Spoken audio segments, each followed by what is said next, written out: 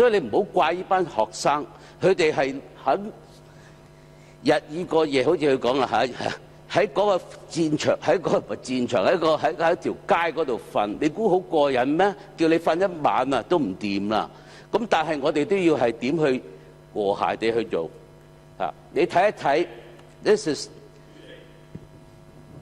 黃國興議員咩問題？主席，我要澄清，我並冇鬧學生。石禮謙議員呢係錯誤解釋我嘅批評反對派。我希望石禮謙議員呢發言要慎重，唔好陷我於不義。黃國興議員，你發言嘅時間已經過咗啦。按照議事規則，如果你認為你發言之後嘅議員係錯誤地解釋你剛才發言嘅內容呢，你應該喺嗰位議員發言之後提出，我會容許你做一個簡短嘅澄清，唔應該打斷喺度發言嘅議員嘅。請議員呢，主席，如果黃國興覺得我講錯，我向佢道歉。